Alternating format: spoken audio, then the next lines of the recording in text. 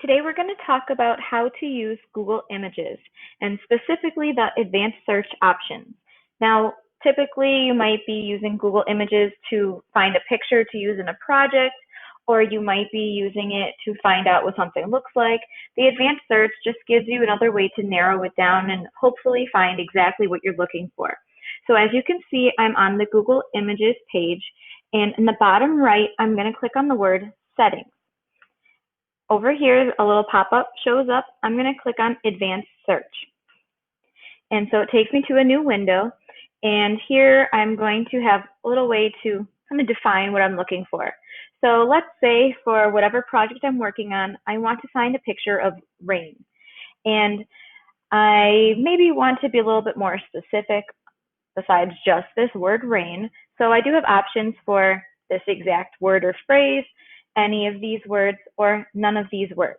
Now let's say I want this rain picture to be a little more positive. I don't want any thunder or lightning involved, or thunderstorms.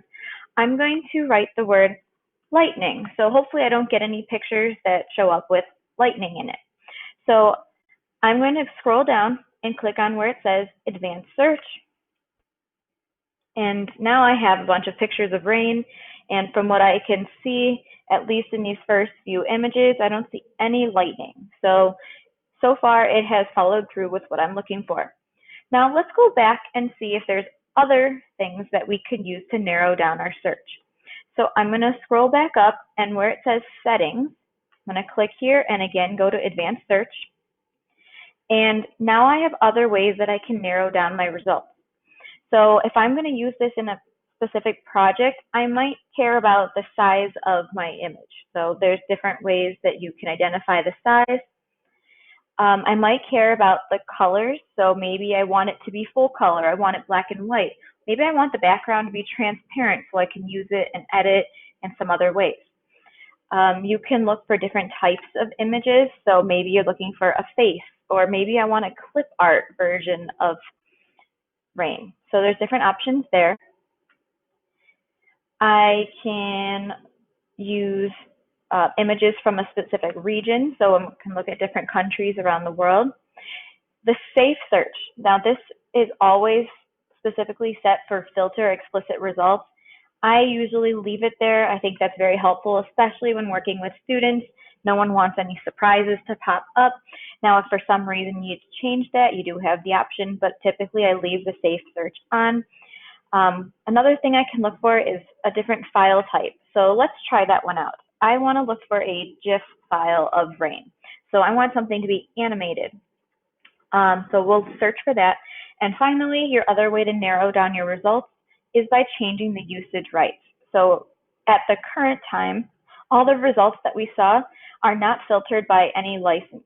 So that means they're just showing us all of the possible images that came up with your search.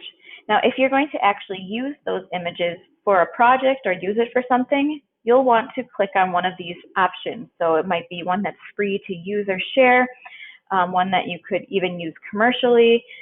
So this might be helpful depending on what you're going to use your image for. Now, even if it says it's free to use, you should still always give credit to whoever gave you that image. So you still want to give credit to the source. Now, as you can recall, I narrowed my search by changing it to a GIF file. So now I'm going to click on Advanced Search. And as you can see, our images changed a little bit. And there's even been this GIF logo that's popped up. So it doesn't appear to be animated right now, but when I click on it, I can now see that there's rain in the picture and it's actually moving. Let's try another one. Let's try the second one here. We've got more rain movement. So that's exactly what I'm looking for. Now, let's say I still want to narrow down my options a little bit more. Another shortcut, rather than going back to settings, up at the top, I've now got a drop-down menu for size, color, usage, and all these different options here. So let's say this time, I really want to change the color. I want it to be all black and white. So now I've got all black and white images. I'm going to click on this one. I've still got my animation. So I think this is my perfect image that I want to use for my project. So this is just a basic how to use Google image search with the advanced search options. Thank you.